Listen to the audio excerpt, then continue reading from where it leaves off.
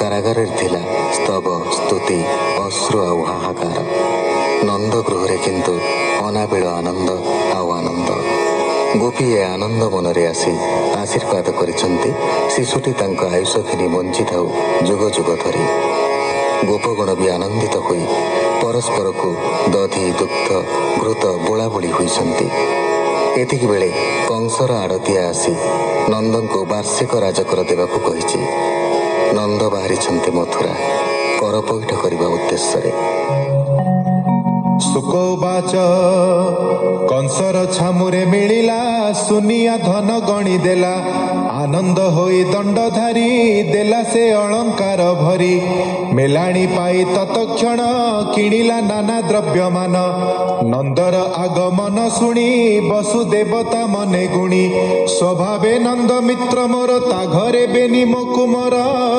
ତାର କୁଶଳେ ମୋର ଇଷ୍ଟ ନପୁଣ ଜାଣେ କଂସ ଦୁଷ୍ଟ। ଏମନ୍ତ ମନେ ବିଚାରିଲା ନନ୍ଦର ନିକଟେ ମିଳିଲା। ମିତ୍ର ଆଗମ ନନ୍ଦ ଦେଖି ଉଠିଲା ଆସନ ଉପେକ୍ଷୀ। ଆନନ୍ଦେ ହୋଇ କୋଳାକୋଳ ବସିଲେ ଯାଇ ଏକ ମେଳ। ପୂର୍ବର କଥା ମାନ କହି ଏକ ଆରକେ ଭାବ ବହି। ଗୋପୀଏ ଅଛନ୍ତି ନା ଭଲେ ରୋହିଣୀ ଯଶୋଦାର ତୁଲେ। ମୋହର ରୋହିଣୀର ସୁତ ତୁମ୍ଭେ ତାହାର ତାତ ମାତ। ପିତା ବିଚ୍ଛେଦେ ଅରକ୍ଷିତ ତୁମ୍ଭର ପାଳିବା ଉଚିତ। ମୁଁ କି କରିବି ଉପକାର ଏତେ ଅନ୍ତରେ ଗୃହ ମୋର। ଜୀବନ୍ତେ ଏକୁ ଆର ସଖା ମରଣେ ପରଲୋକେ ଦେଖା। ଏମନ୍ତ ମିତ୍ରର ସ୍ୱଭାବ ଆନନ୍ଦେ କହେ ବସୁଦେବ। ନନ୍ଦ ଯେ ବସୁଦେବେ ଚାହିଁ ବୋଲଇ ଶୋକ ଭର ହୋଇ। ଭୂମିତ୍ର ବଡ଼ାଇ ବିକଳ ନୟନୁ ବହେ ଅଶ୍ରୁଜଳ। ଦେବକୀ କଲା କେତେ ପାପ ଅଳପ ଦିନେ ବହୁ ତାପ। ପ୍ରସବେ ବରସେ ବରସ ଛପୁତ୍ର କଂସ କଲା ନାଶ। ଏବେ ଦୁହିତାଏ ହୋଇଲା ତାହା ମାରିବ ବୋଲି ଗଲା। ଦେବକୀ ତାର ଧରି କର ବୋଲଇ ଏହାକୁ ନ ମାର। ସଂଖାଳି ହେଉ ବୃଦ୍ଧ କାଳେ ପଡୁଛି ତୋର ପାଦ ତଳେ। ଦେବକୀ ବୋଲ ସେ ନ କଲା କୋଳରୁ ଛଡାଇ ଆଣିଲା। ଚରଣ ଧରି କଚାଡନ୍ତେ ହସ୍ତରୁ ଗଲା ସେ ତୁରିତେ। କଂସର ମୃତ୍ୟୁ ସେ କହିଲା ଶୂନ୍ୟ ମାର୍ଗରେ ଚଳିଗଲା। ଏକଥା କର୍ମର ଆୟତ ଜଗତ କର୍ମେ ଆତଜାତ। ଏହା ଜାଣନ୍ତି ଜ୍ଞାନୀ ଲୋକ ତେଣୁ ନ ଲାଗେ ଦୁଃଖ ସୁଖ। ବୋଲଇ ବସୁଦେବ ଶୋକେ ଯାହା ଅର୍ଜିଲି ପୂର୍ବ ଲୋକେ। ସେ କଥା କର୍ମଟି ମୋହର ଭୂମିତ୍ର ବେଗେ ଯାଅ ଘର। କଂସ ଆଦେଶ ଘେନି ଶିରେ ଜଗତେ ବୁଲନ୍ତି ଅସୁରେ। ମାରିବେ ଯେତେ ବାଳ ପୁଅ ଭୂମିତ୍ର ଦଣ୍ଡେ ନରହ। କହି ଚଳିଲେ ବସୁଦେବ ନନ୍ଦର ମନ ଉଦବେଗ। ଶୁଣିଣ ମିତ୍ରର ବଚନ ନନ୍ଦର ମନ ଛନ ଛନ। ସକଟେ ନାନା ଦ୍ରବ୍ୟ ଭରି ଭଏ ସୁମରେ ନରହରି। ବଜାଇ ଶଙ୍ଖ ଭେରି ତୁର ନଗରୁ ହଇଲା ବାହାର। ସୁଜନେ ଶୁଣ କୃଷ୍ଣ ଲୀଳା ଏ ଭବ ସାଗରକୁ ଭେଳା। ଗୋବିନ୍ଦ ନାମେ ଜ୍ଞାନ ରସ କହି ଜଗନ୍ନାଥ ଦାସ। ଇତି ଶ୍ରୀମଦ୍ ଭାଗବତେ ମହାପୁରାଣେ ପାରମହଂସ୍ୟାଂ ସଂହିତାୟାଂ ଦଶମ ସ୍କନ୍ଧେ ପୂର୍ବାର୍ଦ୍ଧେ ନନ୍ଦ ବସୁଦେବ ସଙ୍ଗମो ନାମ ଷଷ୍ଠୋଧ୍ୟାୟଃ।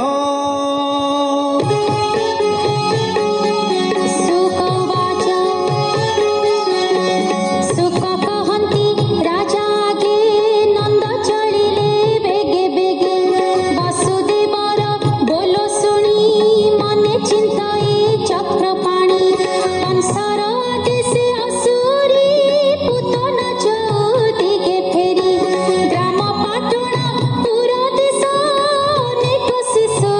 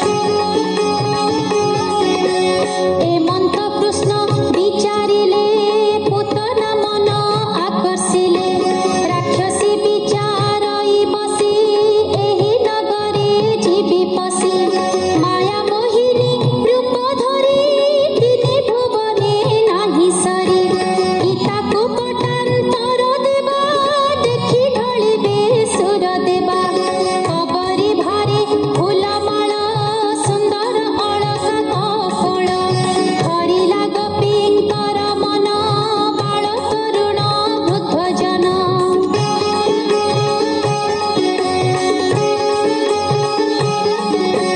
पद्म गोटिए घेनी करे असुरी चालई साधीरे कुटिल अलका कपोळे पाम अंगुळी अग्रे तोळे पूतना रूप गोपी देखी पिछाड़ी न पारंती आखि एमंत देखिला तो नाही के बोले अंबिकाटी एही के बोले सुन मो उत्तर कृष्ण जन्मिले नंद घर कमलासी छंती देखी जलधि शयन उपेक्षी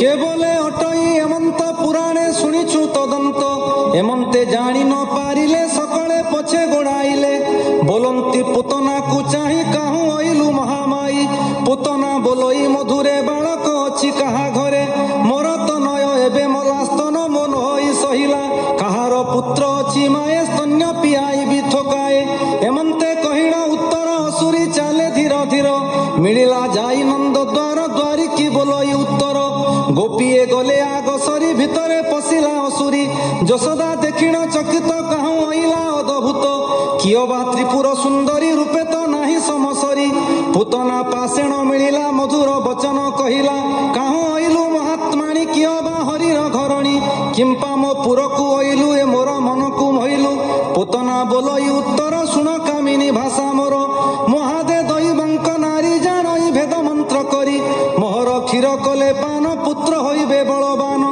यशोदा होइले उषत पुत्रे मो